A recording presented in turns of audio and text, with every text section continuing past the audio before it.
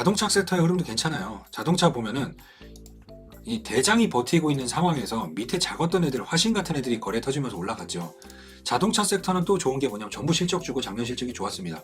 그렇기 때문에 만약에 인공지능이 없다라고 하면 난 여기 들어갈 것 같아.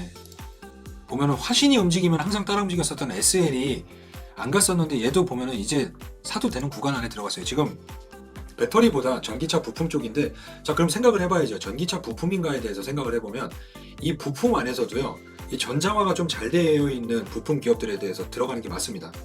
왜 작년에 종목올림픽에 다 다뤘었어요. 그런 면에서 보면 뭐 물론 SL 같은 경우도 지금 현대차가 만약에 주가 흐름이 좋다라는 거는 기존의 내연기관 안에서도 제네시스 라인이 좋기 때문에 가는 거잖아요. 토요타가 렉서스를 통해서 고급화 전략에 성공했었던 것처럼 현대차가 제네시스를 통해서 고급화 전략에 성공을 한 건데, 그렇다면 고급화의 핵심이 무엇이냐? 그 안에 내장재와 뭐 이런 게 기존과 다르다라고 해서 뭐 도어 트림이든 뭐 이런 거 다른 뭐 화신이 움직이는 거고, 그리고 조명이 많이 바뀌었잖아요. 그렇기 때문에 SL이 움직이는 건데, 그것보다 저는 이런 DIC 같은 기업이 난 것 같아요. 이 배터리도 중요하지만 모터도 중요하죠. 그럼 모터도 감속이 되는 게 되게 중요하잖아요. 이 로봇의 감속기가 있다라고 하면 이 전기차에도 감속기가 있습니다. 그게 이제 DIC인데, 얘가 지금 보면은 기존에 우리가 공부했었던 것처럼 종목의 흐름이 200일선이 포인트다. 200일선이 포인트라는 거는 역배열, 하락이 계속해서 가격이 떨어지다 보니까 이평선들이 역배열, 보통은 5일선, 21선, 61선, 121선, 200일선 이렇게 순서대로 돼야 되는데, 가격이 떨어지니까 반대로 200일선, 121선, 61선, 21선, 5일선이 반대로 연결되는 게 역배열인데, 그게 돌아서는 시점 가운데 가장 세게 저항을 작용하는 게, 우연히 최근에 우리가 움직였었던 종목들의 흐름이 200일선이 포인트였잖아요. 그거를 강하게 뚫고 넘어갈 때 양봉으로 세게 뚫고 넘어가고 거래량이 터지면 좋다라고 했잖아요. 그 모든 걸 갖춰준 게 사실은 DIC입니다.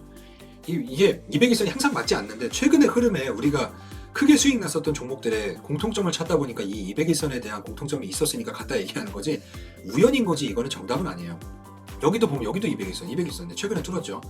여기서 뚫리면서 매물을 여기에다 쌓아놨다. 그럼 매물이 여기에서 형성되어 있는 상황에서 사람들은 여기에서 좀 더 올라가면 팔겠다라는 심리가 더 작용하겠죠.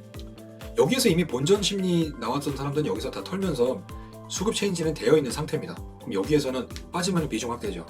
이 배터리도 좋지만 배터리는 이미 좀 많이 올라가 있는 상태에서 공매도 초코보로 올라간 게 공매도가 또 쌓여서 밑으로 빠질 수가 있습니다.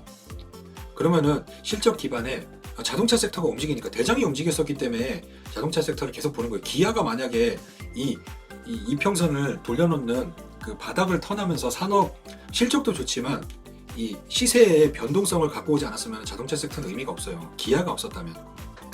근데 얘네들이 살아나면서 나머지 애들이 꿈틀대는 흐름이 있었잖아요. 그러니까 우리가 전 방송에서 이 덕양산업에 대해서 체크를 했었습니다. 이거 200일선에 붙어 있는데 거리 없이 죽어 있는데 이거 한번 뜰 수 있다라고 했는데 다음날 올랐었죠. 기억하시는 분들이 있을 겁니다. 여기서 세게 뜨고 나서 사실은 이게 너무 올랐지만 이렇게 뜬 요 갭 요 공간이 사실 눌림목입니다. 덕양산업 실적 다 좋아요. 아진산업도, 그러니까 자동차 섹터에 흐름이 돌아온다라는, 돈이 돈다라는 거는 이 아진산업, 덕양산업, 구형테크로 우리가 체크를 했었잖아요.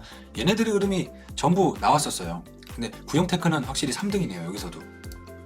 그러면은 뭐 3기 이런 거는 이제 3기 EV 상장됐으니까 이런 지워버리고, 우리가 이 전기차 전환을 됐을 때 그 안에 들어가는 핵심이 무엇인가에 대해서 우리가 봐야 됩니다. 그리고 미국에 공장이 있는지에 대한 체크도 하고, 자동차 섹터가 돌아간다고 하면 수소차를 보자라고 했었던 거를 보면은 수소차로 넘어가서 보면 사실은 다 흐름이 좋았어요. 막 이 유니크 같은 애들, 유니크를 사라는 게 아니라 수수에 돈이 들어올 때 소위 말하는 이 단타 개미들이나 리딩방 아니면은 이렇게 뭐 테마주 좋아하는 애들이 들어오는 게 유니크인데, 얘네들이 버티고 있는 상황에 이 위에 애들이 괜찮았습니다. 세종공업 같은 애들도 좋고요.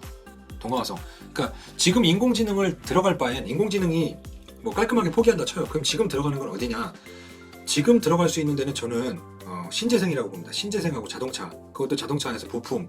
근데 여기서 부품이다라는 게 굳이 한다라고 하면은 이 전기차 부품 쪽, 그리고 뭐 수소차에서 매출 비중 차지하는 게 큰 거.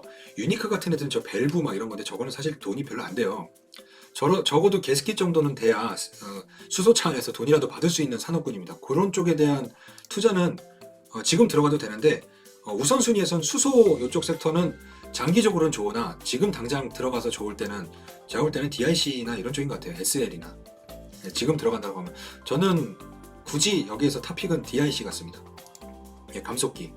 여기에 보면 이게 나오죠. 계속해서 뉴스 나옵니다. 구제금융의 선금 미국 정부 15년 전과 다르다 자신감. 이게 그동안 우리가 연준에 많이 속았었기 때문에 얘네들이 또 우리를 속인다라고 하지만 속일 수 있는 때가 있고 속일 수 없는 때가 있는데 지금 속일 수 없을 때예요. 왜냐면 쓸 수 있는 카드가 없어요. 그럼 미국이 망한다는 얘기입니다. 그리고 전에 당했던 거 또 당하지 않아요. 바보 아닙니다. 보면 중요한 조치를 취할 것, 무슨 주말 내내 일했다, 뭔가 나오겠죠. 뭔가 나올 겁니다. 근데 시장을 붕괴시킬 일은 없을 거라고 저는 개인적으로 생각을 합니다. 수소는 CPI 지수요. 지금은 저는 CPI나 이런 매크로 의미 없어요. 매크로는요 위에서 불안했을 때 체크하는 게 맞지 바닥에서 CPI가 몇 프로가 나오고 지금 그쪽에 너무 신경 안 쓰여도 될 것 같아요.